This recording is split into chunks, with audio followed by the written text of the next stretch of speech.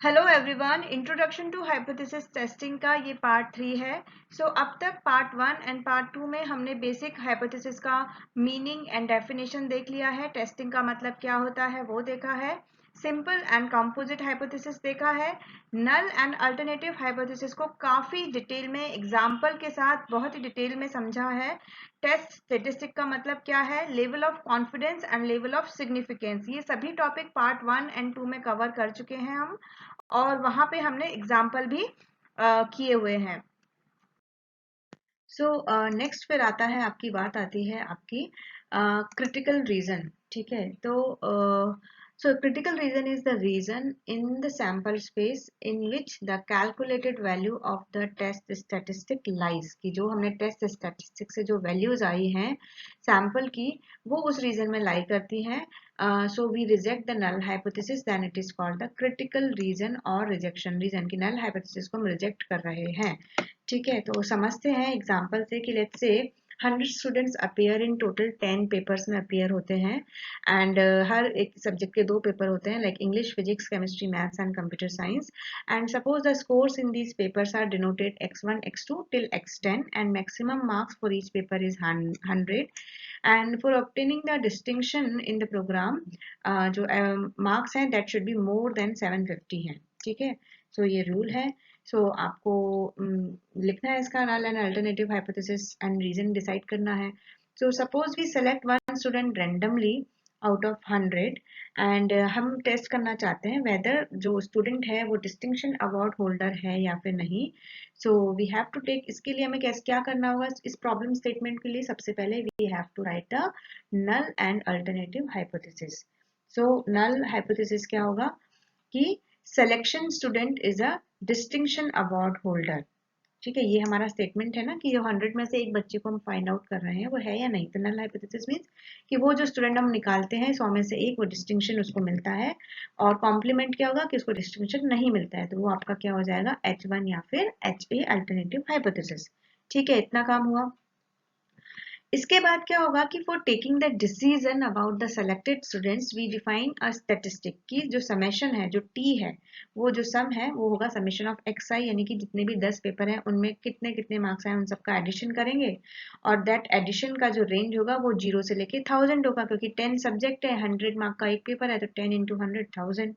ठीक है, अब डिवाइड कर दिया 0 to 100 रीजन्स में, तो इस 0 to 1000 जो नंबर्स हैं इनको हमने 2 रीजन में डिवाइड किया।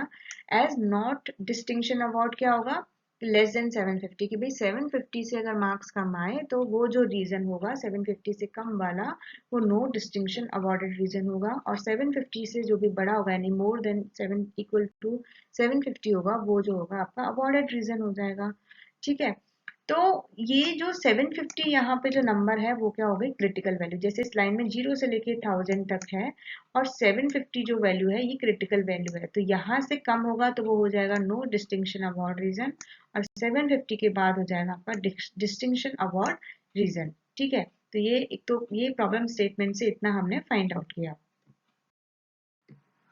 अब नेक्स्ट आता है कि on the basis of scores in all the papers of selected student we calculate the value of sum, हमने समेशन निकाल लिया एंड कैलकुलेट जो वैल्यू है वो डिस्टिंक्शन अवार्ड रीजन में भी आ सकती है और नहीं भी आ सकती, वो हम ऑब्जर्व करेंगे, देखेंगे। ठीक है, तो डिसीजन बनाने के लिए कि भाई हमें नल हाइपोथेसिस को रिजेक्ट करना है या फिर नहीं करना है, उसके लिए हमने क्या किया, उसके 10 पेपर्स का समेशन निकाला। ठीक है, और अगर वो जो 10 पेपर का समेशन है वो नो डिस्टिंक्शन अवॉर्डेड रीजन में आता है, मींस कि लेस देन 750 आता है, यानी क्रिटिकल रीजन में आता है, तो इट मींस हम रिजेक्ट करते हैं नल हाइपोथेसिस को। क्यों? क्योंकि नल हाइपोथेसिस तो हमने क्या कंसिडर किया था कि वो डिस्टिंक्शन होल्डर है, उसको डिस्टिंक्शन आता है। And if calculated value of distinction awarded region जो है वो नॉन रिजेक्शन रीजन में आएगी, तो नॉन रिजेक्शन रीजन क्या होगा, ग्रेटर देन 750, तो इट मींस उस रीजन में आएगा, तो we will not reject, we do not reject the null hypothesis. तो ये बेसिक स्ट्रक्चर हो गया। तो इसके हिसाब से 2 रीजन बनते हैं, region of rejection of null hypothesis and region of non rejection of null hypothesis. I hope ये समझ में आया होगा, नहीं तो प्रीवियस आप थोड़ा सा बैक करिए। ठीक है, आगे बढ़ने से पहले तो the point of discussion is this test procedure is कि how to fix the cut off value 750, कि मतलब जो what is the justification for this value, मतलब द डिस्टिंक्शन जो अवार्ड वाला जो रीजन है वो ग्रेटर देन 750 से ग्रेटर है, but it can be 800, it can be 850, it can be 890, it can be 900. So there must be a scientific justification for the cutoff value of 750. ठीक है. So the reason of rejection जो होगा वो होगा आपका critical reason. It has a prefixed area. Generally इसको हम alpha से डिनोट करते हैं, corresponding to the cutoff value of the probability distribution in your test statistic. जो rejection critical reason जो होता है, ठीक है, जो रिजेक्शन रीजन होता है, जो अभी बात कर रहे हैं ना यहाँ पे कि जस्टिफिकेशन होना चाहिए, सो वो जो होता है वो वन टेल या टू टेल होता है, यानी एक टेल या दो टेल, ठीक है, on the probability curve sampling distribution of the test statistics. So it depends upon the alternative hypothesis. तो उसके हिसाब से तीन केस बनते हैं.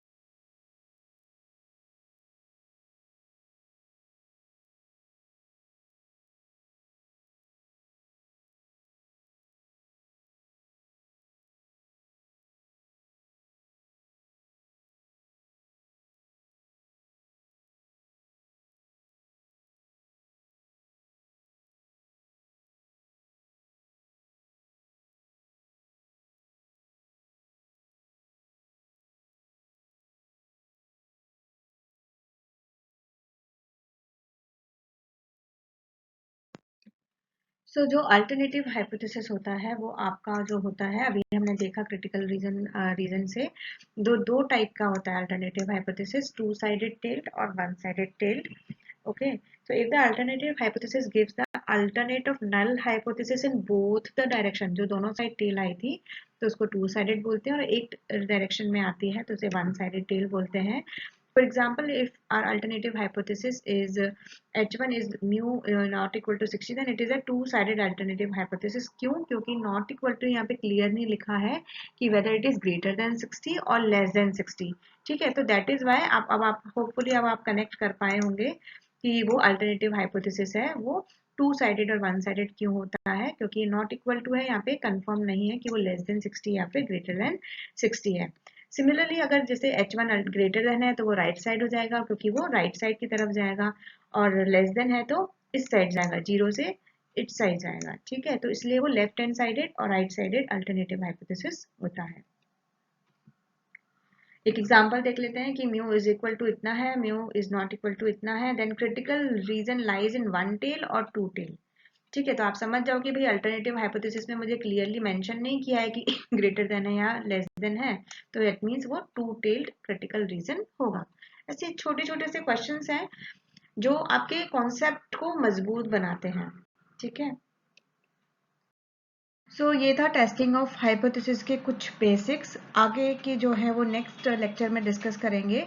और आरपीएससी एएसओ का कंप्लीट स्टडी मटेरियल तैयार किया हुआ है, एंड आप ये इसका लिंक देख सकते हैं डिस्क्रिप्शन बॉक्स में. ये कोर्स आप डेफिनेटली एक बार देखिए, इसमें सब कुछ है, इसके मतलब बाहर आने का कोई चांस ही नहीं है। सो पार्ट भी है वो, इस कोर्स से आपका डेफिनेटली आपको एक कॉन्फिडेंस आएगा और आप अच्छे से अपना तैयारी कर पाएंगे। Thank you.